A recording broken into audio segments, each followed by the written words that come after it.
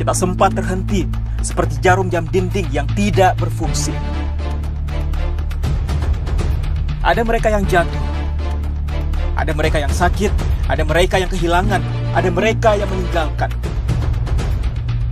Tidak satu, tidak dua, mereka pergi bergerombol dalam gelombang bernama kematian. Pandemi akan pergi seperti kabut yang hilang sebelum fajar. Asal kalian tidak membawa ego, bergerombol di sana sini, berhahaha mengabaikan yang diatur. Sungguh elok jika kalian peduli atas nama kemanusiaan. Pakai masker, harga mati. Gak pakai masker, bisa mati. Halo Sobat Tangguh, apa kabar Anda? Senang sekali saya Boy Bakamaro Ginting dapat hadir menemani Anda pada sore hari ini. Semoga tetap sehat dan selalu semangat dalam beraktivitas. Tak akan lelah saya mengajak Anda untuk selalu disiplin menerapkan protokol kesehatan kapanpun dan dimanapun Anda berada. Jangan lupa pula untuk mengurangi kegiatan di luar rumah. Nah, hari ini kita akan berdiskusi mengenai hidup berdampingan dengan COVID-19, peran perangkat desa melawan corona, yang disiarkan secara langsung dari Media Center Satuan Tugas Penanganan COVID-19 Graha BNPB Jakarta. Sudah hampir 16 bulan kita hidup dengan pandemi, namun kepatuhan menjalankan protokol kesehatan oleh masyarakat masih fluktuatif. Berdasarkan data Satgas secara nasional pada 27 Juli, angka positivity rate mingguan masih sebesar 31,16%. Hal ini menunjukkan laju penularan dan kasus infeksi yang masih tinggi. Oleh karena itu, pilihan paling tepat saat ini adalah beradaptasi dengan membangun budaya hidup sehat sehingga semua kelompok masyarakat terlindung dengan optimal dari paparan COVID-19. Instrumen terpenting sebagai pendamping masyarakat dalam membangun kebiasaan baru lebih sehat dan aman adalah peran posko desa, kelurahan yang mulai diaktifasi sejak PPKM per Januari 2021. Lantas bagaimana menumbuhkan kesadaran menuju kebiasaan baru yang lebih sehat dan aman dari COVID-19 sehingga tercipta ketahanan masyarakat dalam hidup berdampingan dengan COVID-19? Telah tergabung bersama kita melalui video conference yang pertama dengan Dr. Kusmedi Priharto, SPOT MKes, selaku Ketua Sub Bidang Tracing, Bidang Penanganan Kesehatan Satgas Penanganan COVID-19. Kabar baik ya Dok, terima kasih atas waktunya untuk bergabung hari ini. Amin, alhamdulillah sehat selalu kita semuanya. Ya, selanjutnya telah bergabung pula bersama kita dari Daerah Istimewa Yogyakarta, Haji Sunaryanta, Bupati Gunung Kidul. Kabar baik juga ya Pak Bupati, terima kasih telah meluangkan waktu untuk berdialog siang hari ini.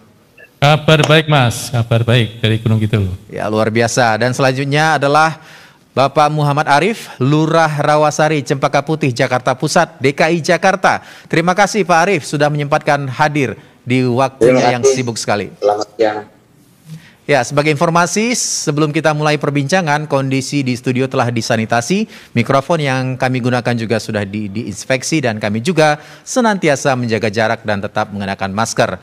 Talk show ini juga memperhatikan protokol kesehatan dan ditujukan untuk semua kalangan, dan bagi yang ingin bertanya, silahkan sampaikan melalui chat room ataupun kolom komentar. Sebelum kita ngobrol lebih jauh, kita akan bertanya tentang apa sih sebenarnya pengertian dari hidup berdampingan dengan COVID-19. Saya langsung tujukan kepada Dr. Kusmedi. Silakan dokter, ini apa pengertian dari hidup berdampingan dengan COVID-19 agar semua masyarakat bisa satu pemahamannya dokter, silakan. Baik, terima kasih Mas. Jadi kita tahu bahwa kita sudah 1,5 tahun ya mengalami masalah COVID ini, dan sampai hari ini tidak ada satu orang pun yang bisa memprediksi sampai berapa lama COVID ini akan berlada dan bagaimana nanti kita dapat mengatasi masalah COVID ini. Beberapa negara yang sudah tadinya melepas lockdown, akhirnya kembali lagi pada lockdown, kembali lagi pada lockdown. Maka sudah sewajarnya lah kita mempersiapkan diri kita untuk hidup berdampingan dengan COVID. Seperti pada waktu dulu ada flu Spanyol yang ada di Indonesia juga yang sampai dengan 100 tahun. Akhirnya bagaimanapun juga masyarakat harus beradaptasi terhadap kehidupan yang berhubungan dengan masalah penularan daripada COVID ini sendiri. satu hal yang perlu saya tegaskan kepada masyarakat bahwa COVID ini berbeda. Virusnya seperti SARS-CoV-1 itu dia ada media antaranya yaitu unggas.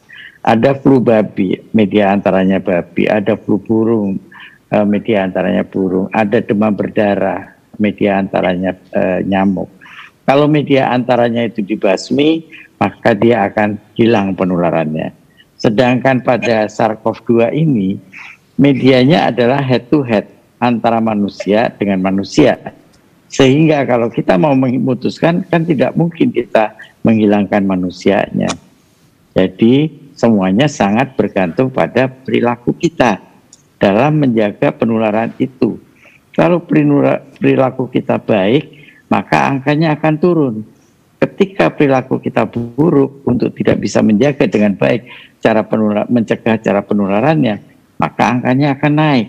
Nah, itu harus dipahami oleh masyarakat. Jangan semuanya diserahkan kepada pemerintah. Pemerintah sudah banyak berbuat terhadap hal tersebut. Tetapi yang menjadi masalah adalah bagaimana masyarakat mensikapi penularan antara orang ke orang tersebut. Baik, kalau untuk persiapannya sendiri dokter, kira-kira apa yang perlu dilakukan oleh masyarakat agar diri menjadi siap untuk bisa dikatakan telah hidup berdampingan dengan COVID-19? Ya, virus itu kalau masuk ke diri kita, lewatnya kan hidung, mulut, mata, telinga, sebagian kecil seperti itu. Nah, kalau dia masuk ke dalam tubuh kita, kalau pertahanan daya tubuh kita jelek, maka mau tidak mau virus itu akan berkembang dan kemudian menjadi orang itu sakit. Maka kalau virus itu masuk dalam tubuh kita, daya tahan tubuh kita kuat, virus itu tidak bisa berkembang dalam diri kita, maka dia akan tidak berkembang dan orangnya tetap sehat. Itu yang salah satu yang penting juga. Kemudian yang kedua tentunya vaksinasi. Vaksinasi tidak membunuh virusnya, Mas. Vaksinasi adalah upaya untuk meningkatkan daya tahan tubuh kita ketika virus itu masuk, dia tidak bisa berkembang. Yang ketiga adalah 3M. Bagaimana kita menggunakan masker? Kalau saya menggunakan masker yang baik, Mas menggunakan masker yang baik, kemudian salah satu dari kita sakit, kalau kita menjaga jarak 2 meter lebih dan kita senantiasa mencuci tangan, penularan antara orang dengan orang itu hanya 1,5 sampai dengan 2%. Efikasinya jauh lebih tinggi daripada vaksin sendiri. Jadi kalau itu benar-benar kita pahami protokol itu, maka itu akan bisa kita hadapi untuk berdampingan dengan COVID tersebut. Baik, terima kasih dokter. Sekarang saya ke Pak Bupati, Pak Sunaryanta. Ini sebelum menanyakan mengenai hidup berdampingan, saya mau sedikit flashback sejak PPKM. Ini PPKM darurat yang digulirkan, Gunung Kidul mencatatkan kasus baru di atas 100 kasus setiap harinya.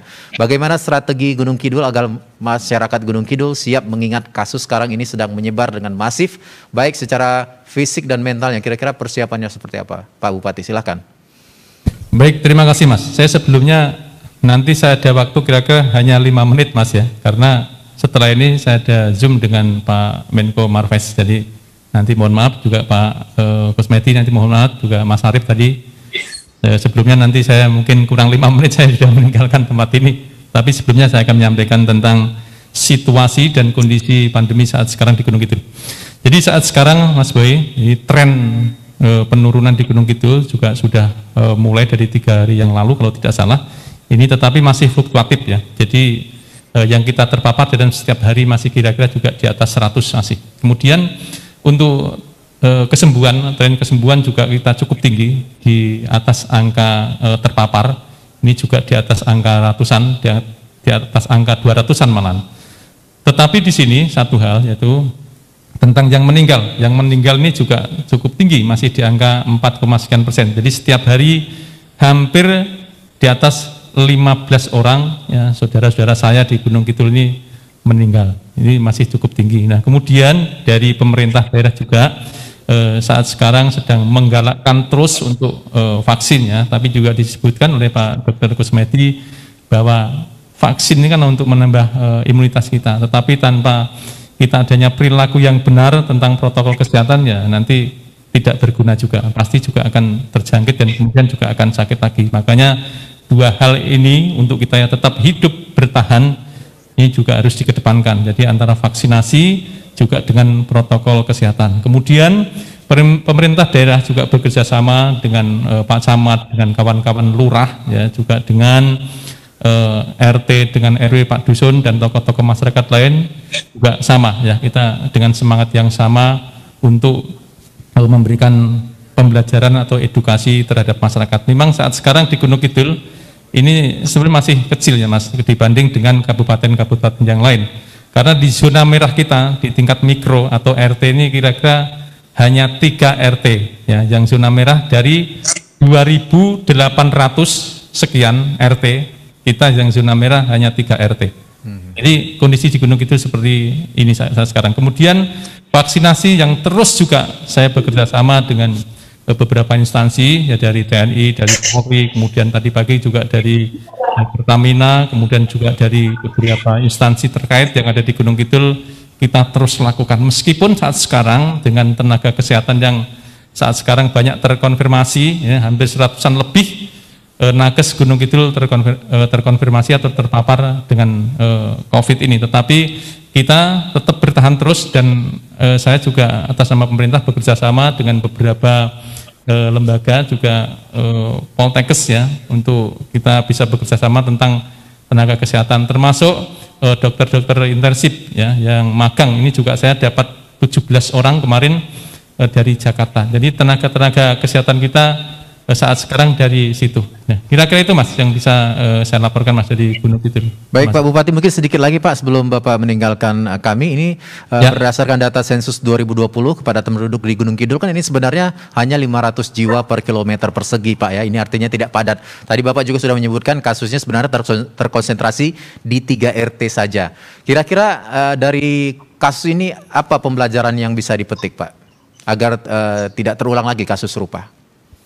Saya juga mengimbau ya kepada masyarakat dengan kasus-kasus yang seperti ini hanya satu, karena ini kan dialami oleh seluruh bangsa Indonesia ataupun dunia ini, ya. Jadi seperti persis yang disampaikan oleh Pak Dr. Kumaiti, vaksinasi terus, ya, digalakkan. Kemudian protokol kesehatan ini juga tidak kalah penting, karena kalau hanya vaksin saja kemudian prokes ini kita tidak lakukan atau dengan ketat, ya nanti kita akan kembali lagi akan terkena lagi. Jadi sekali lagi protokol kesehatan tadi juga disebutkan dengan 5M ini sangat penting. Makanya kita atas nama pemerintah selalu memberikan edukasi terhadap masyarakat terus. Itu Mas. Baik, terima kasih Pak Bupati, silahkan melanjutkan tugas kembali. Terima kasih untuk waktunya bergabung. Terima kasih Mas, terima kasih kepada semuanya. Assalamualaikum warahmatullahi wabarakatuh. Waalaikumsalam Pak Bupati. Baik, kita lanjutkan diskusi kita. Saya akan bertanya kepada Pak Arief, ini tentang mengapa kita harus hidup berdampingan dengan COVID-19. Kami ingin tahu kabar terbaru dari Rawasari, Jakarta Pusat. Pak Arief, ini bagaimana Bapak menggerakkan seluruh elemen kelurahan untuk dapat bahu-membahu mendampingi warga yang sakit pada masa pandemi ini, Pak? Silahkan. Baik, terima kasih. Assalamualaikum warahmatullahi wabarakatuh. Terima kasih atas kesempatan yang diberikan. Saya Arief Biki, Kelurahan Rawasari, Cempaka Putih, Jakarta Pusat. Sedikit penyampaian kami terkait penanganan COVID-19 di Kelurahan Rawasari. Perlu kami informasikan bahwasanya kami di Kelurahan Rawasari sejak penerapan PPKM darurat atau lebih tepatnya sejak awal Juli 2021 sampai dengan hari ini, kami sempat mengalami kasus di mana peningkatannya itu sangat luar biasa, di mana kasus aktif per hari itu mencapai hampir 500 kasus aktif per harinya. Dan sampai dengan hari ini rata-rata kasus harian aktif kami itu mencapai angka 360 kasus per hari. Dan sepanjang bulan Juli ini juga ada sekitar 20 kasus kematian, yang mana 3 diantaranya itu kematian pada saat melaksanakan isolasi mandiri atau meninggal di rumah, bukan di luar rumah sakit, di luar vaskes.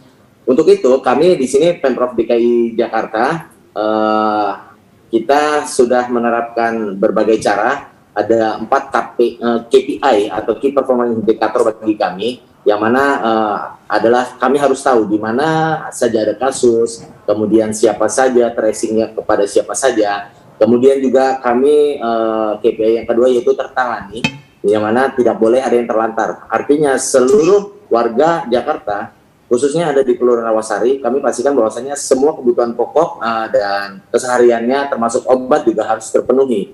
Dan kemudian juga apabila ada kasus kematian di rumah, sebagaimana tadi saya sampaikan, dalam waktu maksimal 6 jam itu sudah harus ditangani. Untuk itulah kami di bawah pembinaan dari Camat Cempaka Putih, kami membentuk tim pemulasaran secara swadaya, yang mana di bawah binaan dari Puskesmas Kecamatan, apabila ada kasus kematian di rumah, kami langsung melaksanakan pemulasaran dengan protokol COVID-19 di rumah tersebut. Dan terakhir, kami juga menggalang semua pihak, dari RT, RW, PKK, LMK, FKDM, serta unsur-unsur lainnya, bahkan unsur-unsur kelembagaan masyarakat lainnya seperti Ormas dan lain-lain juga kami galang untuk penanganan kasus COVID-19 ini. Kami juga ada penggalangan dari beberapa organisasi kemasyarakatan yang secara swadaya melakukan pemberian makan siang gratis kepada warga yang melaksanakan isoman. Kami juga menerima ada bantuan-bantuan dari pihak-pihak lain, CSR, selain juga bantuan dari Dinas Sosial Provinsi DKI Jakarta. Dan harapan kami juga ke depannya kasus ini semakin terkendali, yang mana per hari ini alhamdulillah kasus kami mengalami penurunan sejak tanggal 1 kemarin itu. Sekarang kasus aktif yang ada di Kelurahan Rawasari itu ada sebanyak 298 kasus, dan berangsur ini harapan kami bisa segera tertangani dengan baik. Kira-kira seperti itu, Pak. Baik, Pak Arief, ini kan di tengah menangani warga yang sakit, pastinya upaya ataupun kampanye untuk menerapkan kebiasaan untuk bisa berdampingan dengan COVID-19 tentu dikampanyekan juga, digalakkan juga, Pak ya. Kira-kira ini kebiasaan apa sih yang paling masih sulit gitu diterapkan untuk warga yang mungkin belum terbiasa melakukannya, Pak? Ya, sebenarnya sederhana ya. Kebanyakan kita, warga kita itu senangnya nongkrong. Senangnya itu bercengkerama atau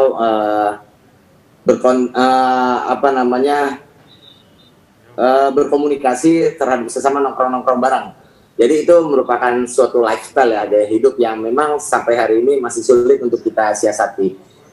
Saya rasa harapan kami juga semoga masyarakat saat ini semakin sadar, terutama juga kesadaran untuk bisa melaksanakan vaksinasi agar bisa segera terbentuk herd immunity yang mana nantinya kita bisa segera terbebas dari COVID. Seperti itu, Pak.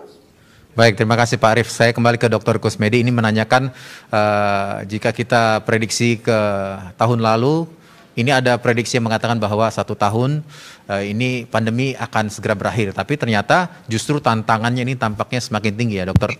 Belum juga virus ini masih saja terus bermutasi, yang terakhir ada Delta Plus gitu ya. Bagaimana kita bisa menjaga diri dan keluarga ini tetap tangguh ke depannya, Dokter? Iya, jadi memang di tahun 2021 ini tentunya akan lebih susah ya.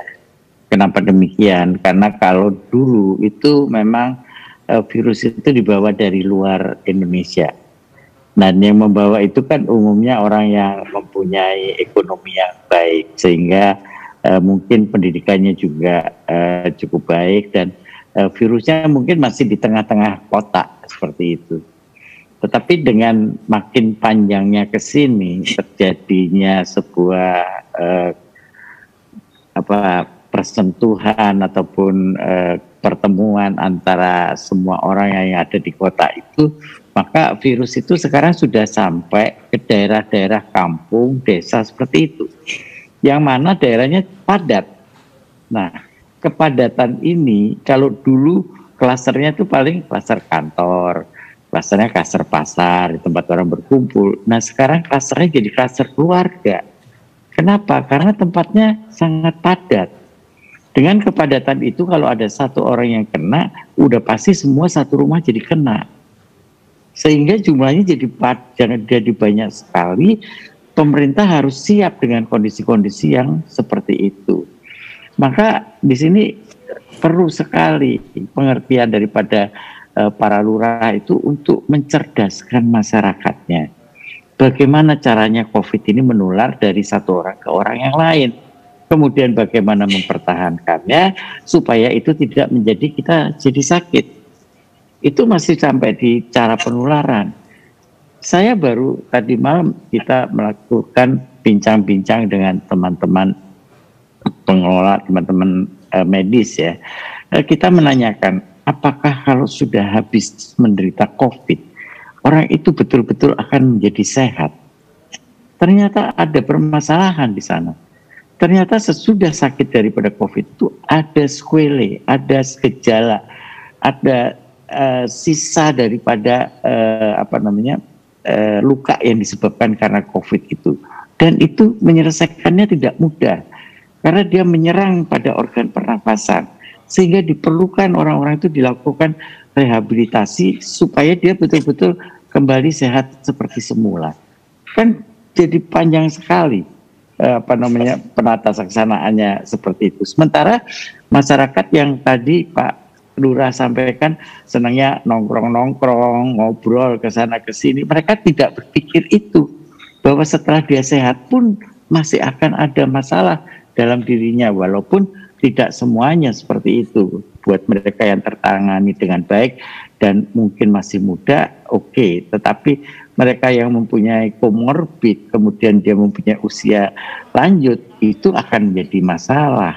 Demikian juga pada anak-anak. Ternyata banyak sekali masalah COVID ini sesudah dia sembuh.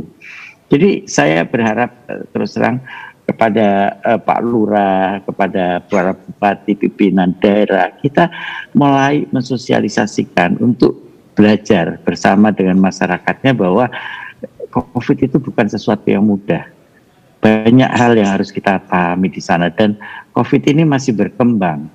Mutasi masih terjadi di sana sini. Mungkin vaksinasi sekarang mempan, nanti berikutnya tidak mempan, itu bisa terjadi. Kita semua juga masih harus bersama-sama. Jadi tinggalkanlah yang namanya perdebatan, saling menyalahkan satu dan lainnya, itu semuanya. Tetapi kita harus bersatu bagaimana caranya COVID ini bisa kita selesaikan. Baik dokter, kalau bicara mengenai skenario terburuk, kira-kira resiko apa sih yang paling besar yang bisa kita hadapi bila kita tidak bersiap dari sekarang, dokter? Ya tentunya kalau kita tidak bersiap, kalau kita melihat dari sisi sisa luka akibat daripada COVID itu, berarti sistem kesehatan kita harus mengeluarkan biaya yang banyak lagi untuk bisa menyelesaikan masalah-masalah itu. Termasuk masalah-masalah kalau misalnya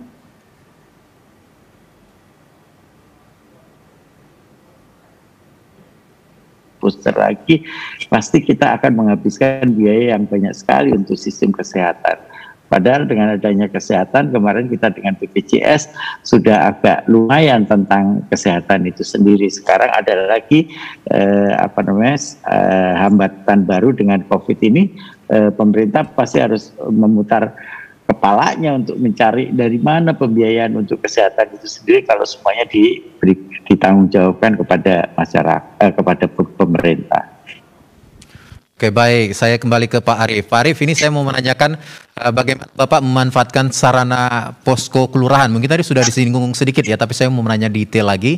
Kira-kira posko kelurahan ini untuk melakukan fungsi pencegahan, penanganan, pembinaan, serta pendukung agar masyarakat dapat terus konsisten sehat dengan 3M dan juga mendukung 3T. Kira-kira apa yang dilakukan Pak Arief? Ya, posko yang kami bentuk di tingkat kelurahan bersama dengan unsur TNI Polri maupun dari Puskesmas ini sangat bermanfaat dalam rangka penanganan COVID-19 khususnya di Kelurahan Rawasari. Karena di dalam posko inilah kami melakukan kolaborasi sekaligus kami di sini merencanakan kegiatan-kegiatan yang akan kami lakukan setiap harinya di masyarakat. Seperti kami setiap hari melakukan operasi tertib masker, kemudian juga operasi protokol kesehatan. Kami juga selalu mencatat setiap hari terkait perkembangan kasus yang ada di Kelurahan Rawasari berdasarkan perkembangan data yang kami peroleh dari Puskesmas Kecamatan. Yang mana data itu kami teruskan kepada tingkat RW maupun tingkat RT sehingga seluruh stakeholder itu dapat memantau perkembangan kasusnya baik yang masih sakit, yang baru sakit, ataupun yang memang sudah sembuh. Seperti itu, Pak. Baik, Pak Arief ini tampaknya sudah menguasai lapangan sekali ya. Tapi kalau Pak Arief ini punya pertanyaan khususnya mengenai kesehatan, ini diperkenankan Pak Arief untuk bertanya kepada Dr. Kusmedi langsung jika ada yang mungkin selama ini masih ada yang masih membingungkan misalnya. Apa ada pertanyaan Pak Arief? Silahkan kalau berkenan.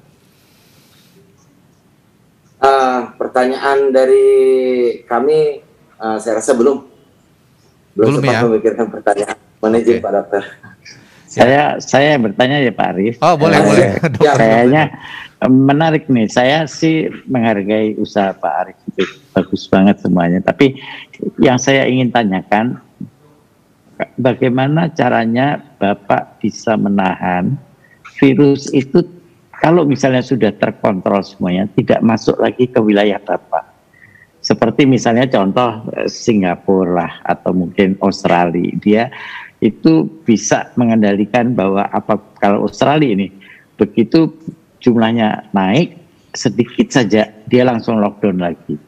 Kalau Singapura beda lagi Pak, karena dia merasa bahwa angka kematiannya kecil, setiap orang yang sakit dia bisa sembuhkan, maka dia membuka itunya karena dia yakin bahwa ketika dia mendapatkan masyarakat yang sakit dia bisa menyembuhkan.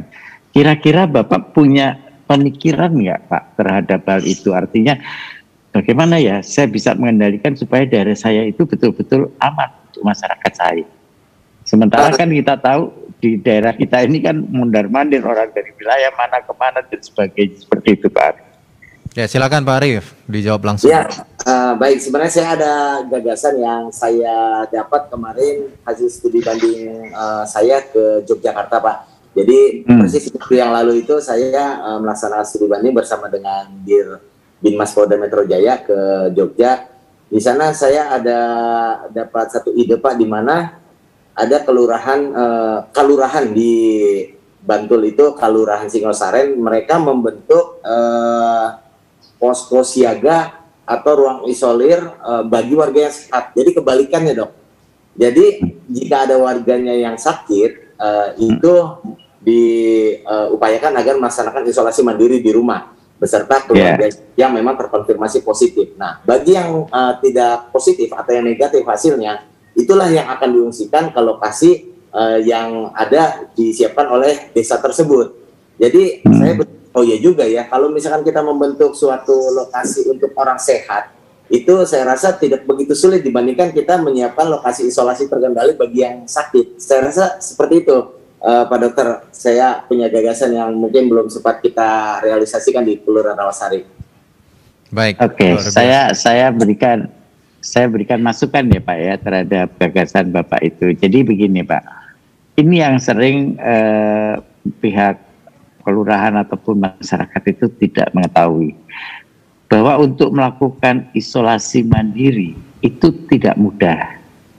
Dia mempunyai persyaratan-persyaratan. Bahwa seorang yang harus melakukan isolasi mandiri itu punya kamar tersendiri untuk si pasien. Kemudian mempunyai kamar mandi tersendiri untuk si pasien. Yang berikutnya, di rumahnya itu tidak boleh terlalu padat. Kalau di rumahnya itu kira-kira ada 8 atau 10 orang yang tinggal di situ, sudah pasti semuanya ketularan. Walaupun bagaimanapun juga upaya untuk menahan supaya si sakit itu diisolasi. Seperti itu. Jadi tadi idenya boleh, tetapi harus diperhatikan itu. Artinya kalau orang yang isolasi itu ditinggalkan di situ, kemudian kondisinya tidak memungkinkan, akan menjadi masalah. Jadi kita harus berpikir. Artinya kalau memang lebih mudah meninggal orang yang harus, kan kalau di dalam satu rumah, katakan saya beri contoh 8 orang. 1 positif, yang 1 itu kan harus dilakukan isolasi. Nah yang 7 sisanya itu kan termasuk kontak erat, dia tetap harus dilakukan karantina yang 7 ini. Bukan berarti terus dia bebas, dia bisa keluar, enggak, dia harus tetap dikarantina. Nah berapa lama semuanya? Semuanya ini 14 hari. Kalau mau betul-betul aman 14 hari. Artinya walaupun pemeriksaan PCR-nya masih positif, dia tidak akan menularkan lagi kepada sekitarnya. Nah, yang menjadi tadi question buat saya yang Bapak harus ingat dan hati-hati, mana lebih mudah, memindahkan 14 orang atau memindahkan 1 orang. Nah, kalau ini bisa dikalkulasi dengan baik, tentunya Bapak akan berhasil melakukan hal itu. Terima kasih, Pak. Baik, terima kasih untuk jawabannya dan juga pertanyaan dari Pak Dokter. Dan telah bergabung bersama kita Bapak Bambang Setiawan Budi S, Lurah Kepala Newon, Wonosari, Kabupaten Gunung Kidul. Selamat siang menjelang sore, Pak Bambang. Bagaimana kondisi di wilayah Bapak, Pak? Bisa diceritakan sedikit sebelum bertanya nanti? Selamat siang semuanya. Kami dari Kabupaten Gunung Kidul, Yogyakarta, yang pada saat ini memang angka cukup menantang kita karena tingkat yang isoman, yang positif naik, tetapi sisi lain juga ini menimbulkan semangat balik untuk warga untuk terlibat langsung. Prinsip kami, COVID ini tidak cukup dengan sepotong-sepotong, sepihak, tapi kita harus gerakan bersama, istilahnya gerakan berjamaah kita bersama.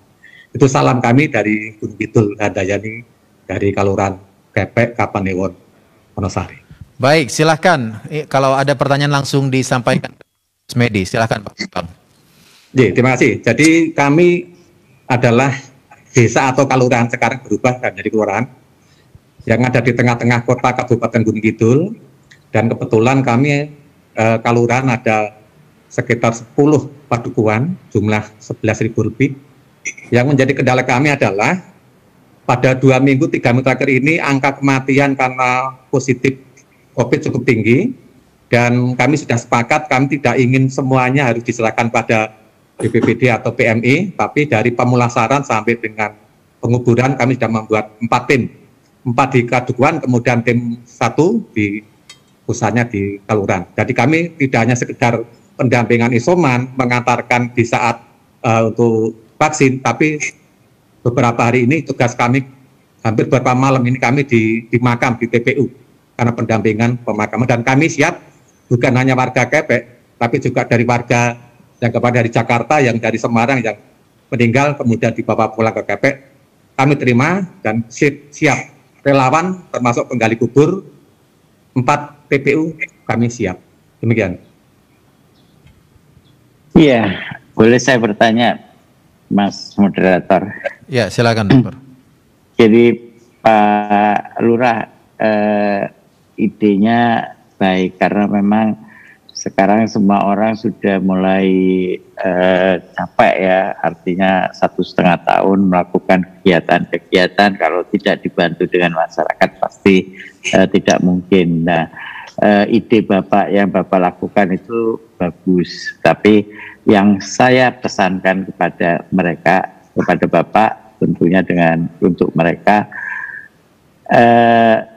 daya tahan tubuhnya harus betul-betul kuat, Pak. Betul. Harus bisa diberikan gizi yang baik, diberikan vitamin yang baik, kemudian pengetahuan tentang bagaimana caranya melakukan pemulasaraan yang benar. Nah, ini yang kadang-kadang kita masih belum menyentuh ya Pak, bahwa banyak tokoh masyarakat itu kadang-kadang tidak setuju dengan cara-cara yang semacam itu. Nah, ini saya cuma berharap bahwa ikut sertakanlah tokoh masyarakat itu dalam cara memandikan, penguburan dan sebagainya, terutama mereka-mereka dari tokoh-tokoh agama ya, supaya mereka juga mengerti bahwa ini kita sedang dalam kondisi yang berbahaya. Tidak mungkin kita melakukan protokol-protokol seperti ketika kita tidak dalam keadaan berbahaya, Pak, seperti itu. Iya, betul.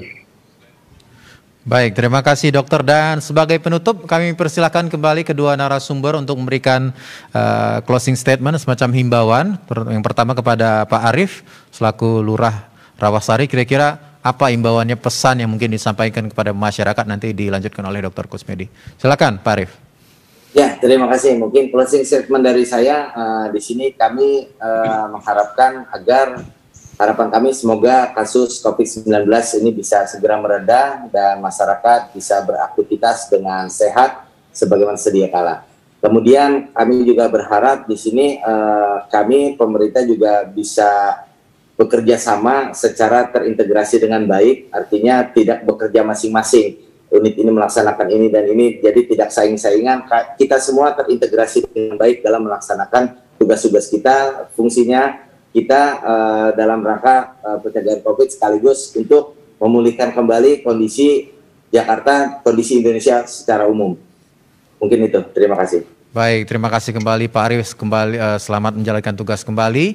Dan silakan kepada Dr. Kusmedi, kira-kira imbauannya seperti apa bagi masyarakat yang saat ini mungkin dalam kondisi sakit, tapi ada juga yang masih dalam kondisi yang was-was dalam menjalankan protokol kesehatan. Silakan dokter. Ya, jadi yang pertama kepada Satgas, saya terima kasih. Ini acara-acara baru yang akan terus-menerus kita lakukan setiap minggu, forum bersama para lurah. Saya minta kepada semua lurah-lurah bisa bergabung, kita bisa berbagi inovasi, kita bisa berbagi trik-trik apa yang bisa dilakukan untuk masyarakat, supaya kita segera bisa menyelesaikan masalah itu dengan lebih baik. Kemudian yang kedua tentunya kepada para lurah-lurah juga, bahwa para lurah itu adalah pamong desa terdepan daripada struktur yang ada di Kementerian Dalam Negeri. Saya berharap bahwa para lurah betul-betul cerdas untuk bisa membawa masyarakat untuk hidup bersama dengan COVID. Tentunya dengan bergotong royong dan juga tentunya memberikan pemberdayaan masyarakat terhadap hal ini semuanya. Bahwa kalau ada satu orang COVID di dekat kita, kemudian kita tidak perhatikan bersama-sama, ketika orang itu harus keluar dari rumah atau mungkin dia harus aktivitas karena aktivitas mungkin harus mencari makan dan sebagainya, maka dia akan menulari orang satu kampung itu. Maka yang satu itulah harusnya kita tolong, jangan justru dia di-COVID-kan. Maksud saya jangan dikucilkan ya, di stigmatisasi itu jangan sampai terjadi. Berilah dia pertolongan karena dia lagi membutuhkan kita untuk bisa memberikan pertolongan kepada dirinya.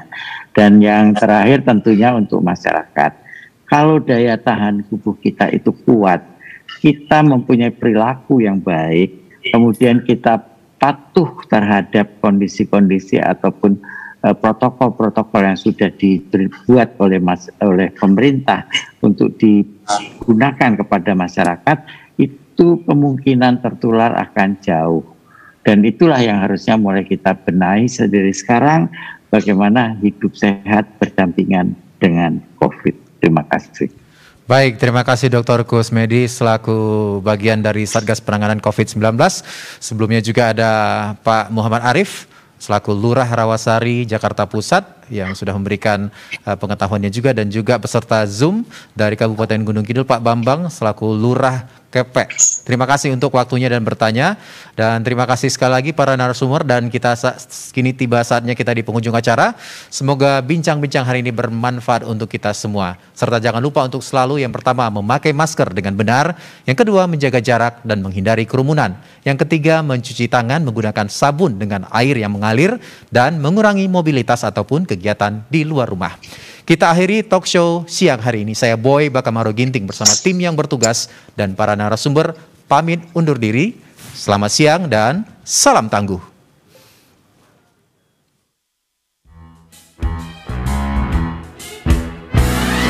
Hari dengan 3 wajib iman, wajib